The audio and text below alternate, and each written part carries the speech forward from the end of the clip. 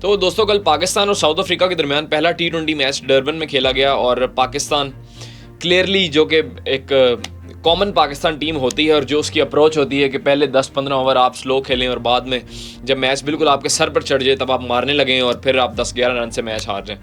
23 run bowlers ने extra दिए और मैं कभी भी ना वैसे प्लेयर्स को क्रिटिसाइज़ नहीं करता। उसकी वजह यह है कि प्लेयर से ज़्यादा सिस्टम का कसूर होता है जो उन प्लेयर्स को डेवलप करता है। इसलिए मैंने कभी भी जब पाकिस्तान टीम हारती है तो मैंने प्लेयर्स को कभी भी क्रिटिसाइज़ नहीं किया कि यार इस बंदे ने बुरा खेला, इसने बुरा खेला। रिजवान ने जैसे अब कल स्लो खेला, सारी दुनिया उसको क्रिटिसाइज़ कर रही है कि यार रिजवान की वजह से हम हारे। हाँ, हम रिजवान की वजह से हारे। हालांकि रिजवान ने आखिर में अच्छी स्लॉगिंग की और अच्छा उनका स्ट्राइक रेट बढ़ गया, लेकिन 16वें ओवर तक आप यकीन कर सकते हैं कि हम 184 रन चेज करने जा रहे हैं और 16वें ओवर तक पाकिस्तान के कप्तान जो कि ओपनर आए मोहम्मद रिजवान, उनका स्ट्राइक रेट 85 था। 85 के स्ट्राइक रेट से वो 184 रन चेज करने जा रहे थे T20 मैच में एज अ पाकिस्तान कैप्टन। लेकिन यहाँ क्रिटिसिज्म मोहम्मद रिजवान का बनता नहीं है। मैं हमेशा से कहता हूँ ना कि सिस्टम की प्रॉब्लम होती है।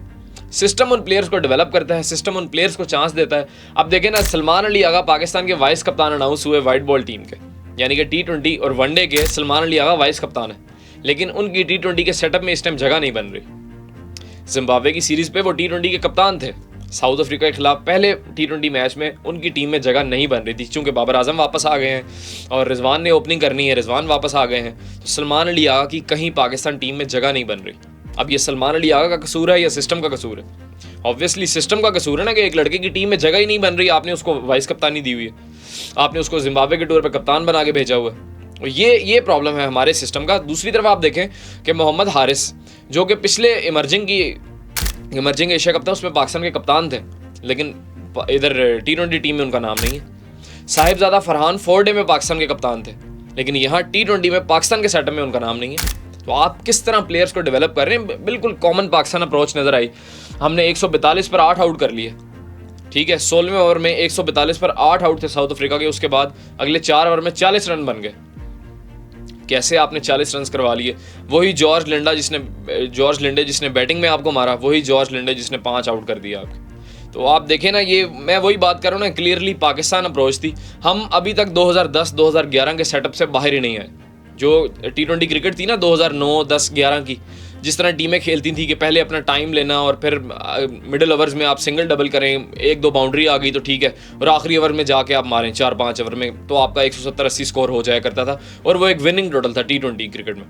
लेकिन अब वो टाइम रहा नहीं है। टीमें आती हैं, मारती हैं 200, और ये वही ग्राउंड है डरबन का, ये वही ग्राउंड है जहाँ अभी रिसेंटली साउथ अफ्रीका और इंडिया के दरमियान सीरीज़ हुई और संजू सैमसन ने यहाँ पर 100 किया।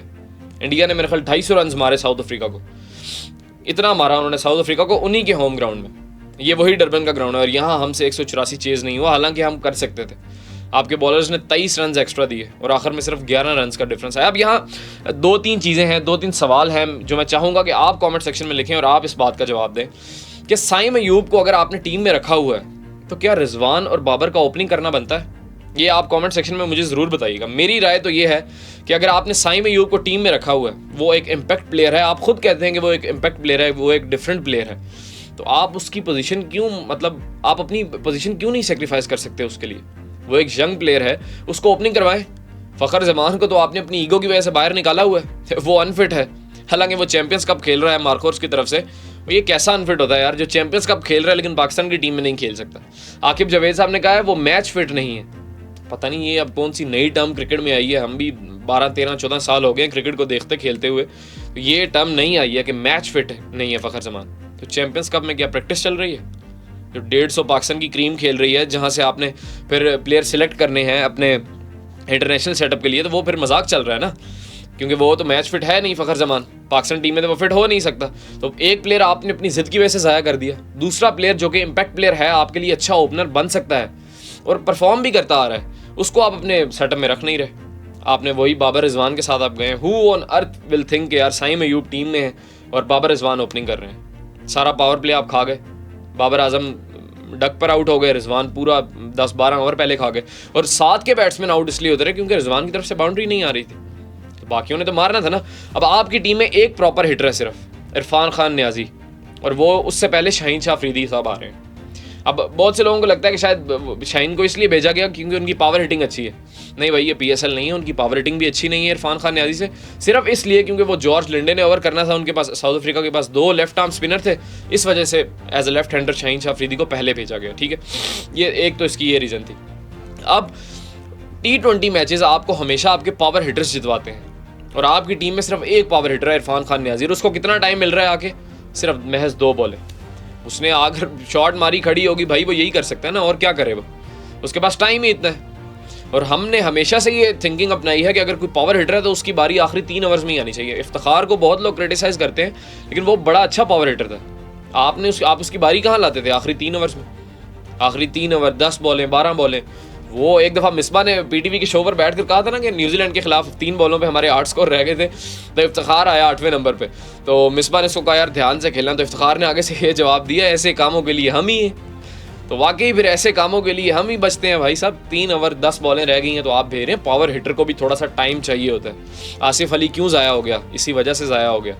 हर बंदा अफरीदी पैदा नहीं होता, और अफरीदी की भी आप इनिंग्स उठा के देख लें, 20 इनिंग में से एक में शायद उन्होंने पाकिस्तान को मैच जितवाया हो, या इससे भी ज़्यादा में शायद इससे भी कम रेशो हो।